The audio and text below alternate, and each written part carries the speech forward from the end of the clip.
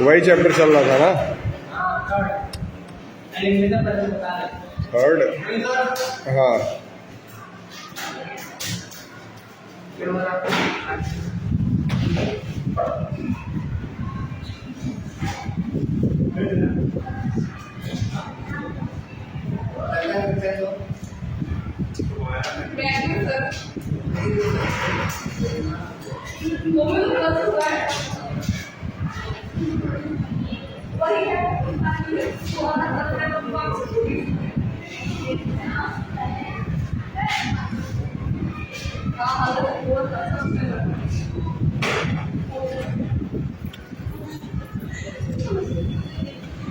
दो तीन चार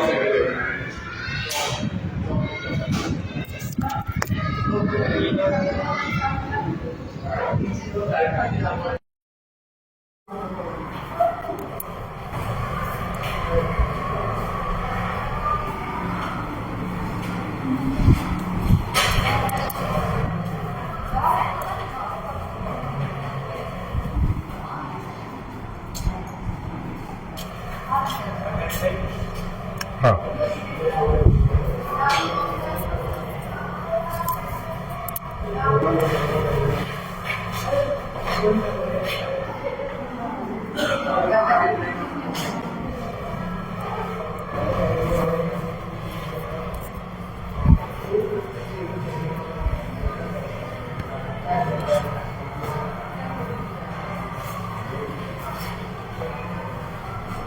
ठीक।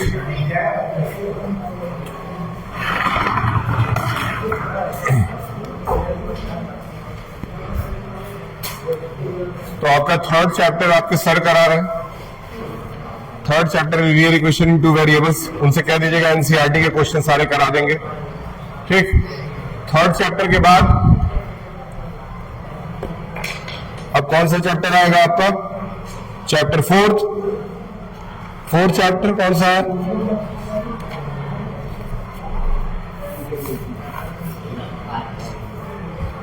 चैप्टर का नाम डालिए।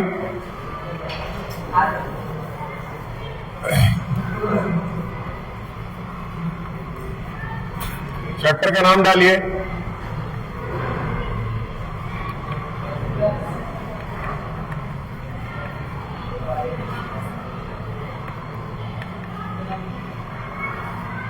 ठीक है, एक बेसिक चीज सीखेंगे हम लोग क्वाड्रेटिक इक्वेशन के अंदर, जो पहले से भी हम लोगों ने करा है लेकिन अभी याद नहीं होगा आप लोगों को, आप लोग भूल गए होंगे। फिर देखो सो मत, अच्छा नहीं लगता है, नेगेटिव वाइब्रेशंस आते हैं हमको, इसलिए वहां बैठ जाओ, आगे जाकर के बैठ के पढ़ो, सो मत। तुमका 1 महीने 15 दिन से तो तुमको डेली सोते ही देखते हैं, क्या ही 9 में पढ़ते हुए उसको। क्वाड्रेटिक फॉर्मूला, क्वाड्रेटिक इक्वेशन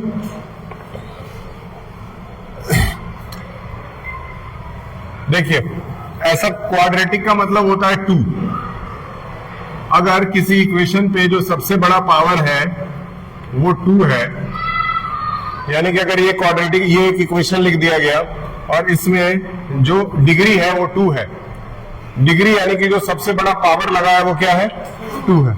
अगर पावर 2 है ना तो वो क्वाड्रेटिक इक्वेशन कहलाएगा। बस इतना ध्यान रखना है कि क्वाड्रेटिक इक्वेशन का मतलब एक ऐसा पॉलिनोमियल जिसके ऊपर पावर क्या लगा हुआ हो? 2 लगा हुआ हो। जैसे 4x² प्लस 9x प्लस 36, ये भी एक क्वाड्रेटिक इक्वेशन ही है। क्यों? क्योंकि यहाँ पावर 2 है।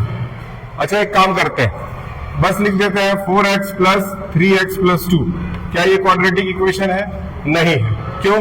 क्योंकि इसका पावर जो है वो 2 के बदले कितना है? 1 है। उसी तरह अगर ये मान ले 3x टू द पावर 4 है प्लस 4x प्लस 9 है, तो बताइए क्या ये क्वाड्रेटिक इक्वेशन है? नहीं है, नहीं है ना। क्यों? क्योंकि पावर कितना है?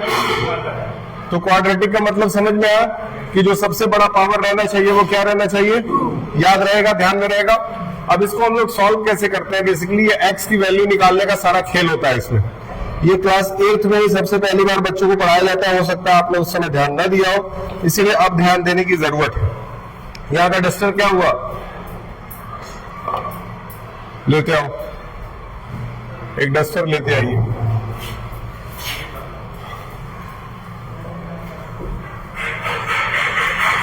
ठीक है, हमको करना क्या है, ध्यान से देखिए, हमको करना यह है कि अगर लिखा हुआ है 4x² प्लस 9x प्लस 36, बहुत छोटा लेक्चर है ये, बहुत आराम से समझ में आ जाएगा क्योंकि आपको मैथ्स के एक और टीचर पढ़ा रहे हैं, इसलिए अब मेरी जिम्मेदारी होगी साथ में रिवीजन कराते थोड़ा थोड़ा चलना। ठीक है, मतलब ड्राइवर की सीट पे वो बैठेंगे और पीछे वाले सीट पे हम बैठ के धीरे धीरे चलेंगे। अब इसमें क्या है, ध्यान से समझ लीजिए, हाँ यहाँ रख दीजिए। इसमें क्या है, ध्यान से देखिए, पढ़ाई पे ध्यान दीजिए। x² के साथ जो भी नंबर है उसको हम क्या कहेंगे, a, x के साथ जो भी नंबर है उसको क्या कहेंगे, b, और जो अकेला वाला नंबर है उसको क्या कहेंगे, c। बहुत सिंपल है ना, x² के साथ है जो है वो क्या बनेगा, a बनेगा, फिर x के साथ जो है वो क्या बनेगा, b बनेगा, और साथ ही साथ जो नंबर अकेला है जिसके साथ कोई भी x वगैरह नहीं लगा हुआ है वो क्या कहलाएगा, c। बेसिक है, समझ में आया? ठीक, एक स्टेप आगे चलते हैं और देखते हैं इसमें और क्या किया जा सकता है। तो इतना अगर आ गया समझ में, तो अब अगर हम x की जगह x उतार दें, इस वाले x की जगह x उतार दें और ये तो जैसा है वैसे छोड़ दें, तो ये एक फॉर्मेट बन के आता है। ये फॉर्मेट क्या है, ax² plus bx plus c, ax² plus bx plus c। ये क्वाड्रेटिक इक्वेशन का फॉर्म है, याद रखना, इसको कहते हैं form of quadratic equation, form of quadratic equation. ये क्वाड्रेटिक इक्वेशन का एक छोटा सा फॉर्म है। अब देखिए, जो मेन काम है जो आज हम लोग को सीखना है वो है क्वाड्रेटिक इक्वेशन को सॉल्व कैसे किया जाता है। बात नहीं, क्वाड्रेटिक इक्वेशन को सॉल्व कैसे किया जाता है यहां तक नोट कर लीजिए। आप बताओ, ये सब बात तुम कर रहे हो पढ़ाई के समय, उधर 2-3 दिन आगे बैठ के पढ़ रहे थे, मुझे लगा कि तुम अच्छे लाइन पे आ गए हो, फिर अपने ओरिजिनल लाइन पे आ गए, मेन लाइन, लूप लाइन। हाँ, तो एक कॉपी लेकर के लिखो, वो दिखता है बेटा, दिखता है, कम से कम मेरे पीरियड में ना किया करिए। एक पेज दे दीजिए इनको, एक पेज दे दीजिए, एक इनको पेंसिल वगैरह कुछ दे दीजिए। शनिवार का दिन है, कुछ पढ़ ले, वैसे भी कल संडे है, पढ़ेंगे नहीं। इनको एक पेन दीजिए, लीजिए, थोड़ा ध्यान लगाइए, ऐसे काम नहीं चलेगा। लिख रहे हैं आप, क्यों नहीं लिख रहे हैं?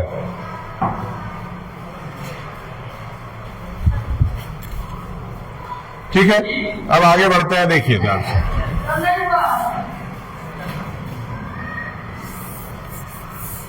चलो अभी से यहां से नोट करना, जो मेन है वो नोट करो। अब हम इक्वेशन नोट करेंगे और आपको सॉल्व करना सिखाएंगे। देखिए, हम लोग अभी 4 सवाल सीखेंगे, 4 क्वेश्चन, और चारों को मन से लिख करके आपका कंसेप्ट क्लियर करना मेरा काम है। -1x -2, ये चौक चल ही नहीं रहा है, क्या है?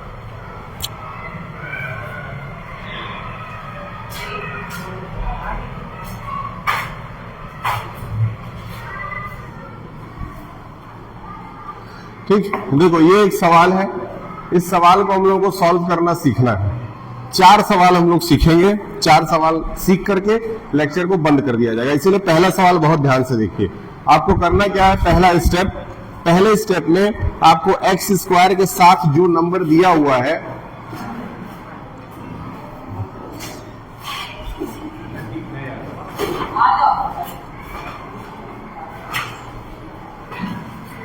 ये पहला सवाल है, इसको सॉल्व करने का तरीका मिडिल टर्म स्प्लिटिंग से इसको सॉल्व करेंगे।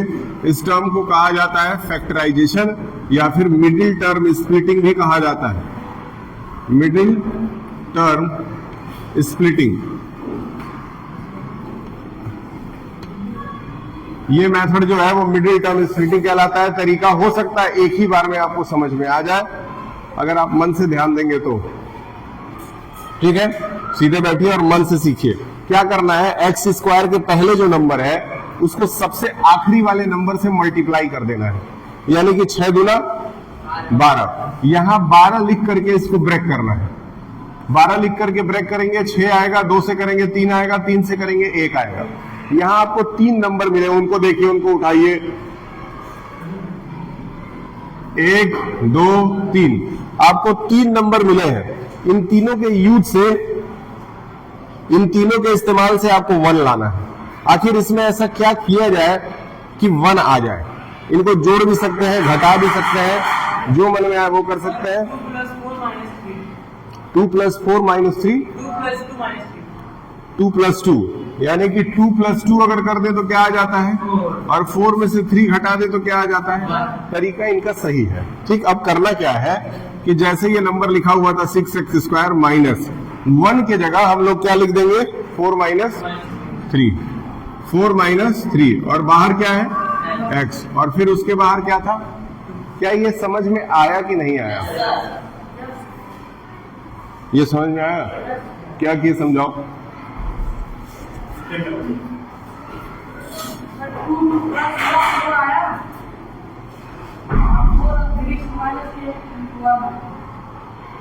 यूपी बोर्ड में आएगा तो कर लोगे, यूपी बोर्ड में आएगा तो कर लोगे।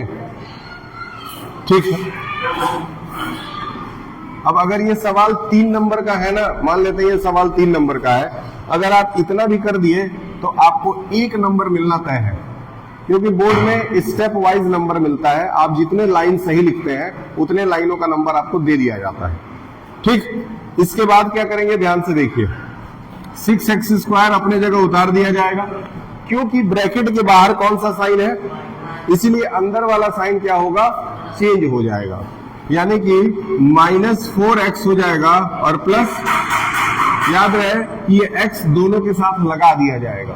ठीक है, ये x दोनों के साथ लगा दिया जाएगा, और साथ में इधर क्या आ गया। अब इसके बाद इन दोनों को एक साथ एक ब्रैकेट में, और इन दोनों को एक साथ एक ब्रैकेट में ले लिया जाएगा। सही है? क्या आपको कॉमन लेने आता है? इसमें से कॉमन क्या आएगा, सिर्फ x तो कॉमन है ही, लेकिन इसके साथ और भी कुछ कॉमन है। हाँ, इसके साथ क्या और भी कुछ कॉमन है, 2 कॉमन है। वेरी गुड, 2 भी अगर कॉमन ले लिया जाए तो अब बताएं इसके पास क्या बचेगा। अगर इसमें से 6x² में से अगर 2x कॉमन ले लिया गया तो यहां क्या बचेगा, वेरी गुड, 3x बचेगा, और फिर बीच में क्या है, माइनस है। अब बताएं कि अगर 4x में से 2x कॉमन निकाल लिया गया है तो अंदर क्या बचेगा, सिर्फ 2 बचेगा, सिर्फ 2 बचेगा। क्यों? क्योंकि x तो बाहर ही निकल गया, और ये 4 जो है इस 2 से डिवाइड हो गया, तो कुल मिला जुला करके 2 बच गया। ये बहुत इंपॉर्टेंट पार्ट है, ये आपको आना चाहिए। एक बार फिर से अभी ऊपर से रिवीजन भी करेंगे, लेकिन इतना समझिए।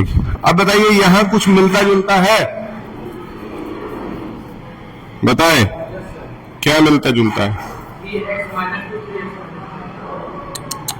नहीं, इन दोनों में कुछ कॉमन है।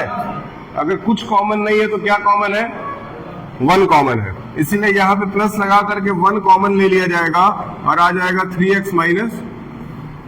क्लियर है? अगर आपका ये पार्ट और ये पार्ट सेम आ रहा है तो फिर समझ जाएगा कि सवाल आपका सही हो रहा है। तो ये दोनों तो सेम है, जो सेम है उसको बाहर निकाल लीजिए, तो क्या बाहर आ जाएगा, 3x - 2 बाहर आ गया। अंदर क्या बच जाएगा, तो यहां देखिए ये 2x बच गया, और इसके पास क्या बच गया, +1 बच गया। यहां तक आपका सॉल्यूशन हो गया लगभग, लेकिन अभी भी टोटल आंसर नहीं आया है। आंसर निकालने के लिए एक स्टेप और बढ़ाया जाएगा, और वो स्टेप क्या होगा, आपको इसको नोट करना है, यानी कि 3x - 2 नोट करना है, और आगे क्या लगाना है, 0 लगाना है। क्लियर है? आगे क्या लगाना है, 0 लगाना है। अब 3x - 2 उधर जाके क्या बन जाएगा, +2, और x निकालेंगे तो क्या आ जाएगा, +2/3। प्लस हटा भी सकते हैं, तो वैल्यू क्या आ गई x की, 2/3। ये एक आंसर आया। इसके पहले भी ये पॉलिनोमियल वाले चैप्टर में सेम चीज बताया गया था, जिसमें ये आंसर ला के हम इसका नाम क्या रखवा दिए थे, अल्फा, याद है। लेकिन इस चैप्टर में अल्फा वगैरह नहीं रखना है, इस चैप्टर में इसको हम बस जीरोस कहते हैं या सॉल्यूशन कहते हैं। दूसरा पार्ट नोट कर लें। दूसरा पार्ट अगर नोट करें तो 2x + 1 = 0 है। आप इसमें x की वैल्यू हमको खुद बता दें। और जरा मेरा माइक अगर मिल जाए तो आप लेते आइए जाकर के। चार्ज हो रहा होगा, ऑफिस में लगा है। बताएं कि यहां से वैल्यू क्या आएगी?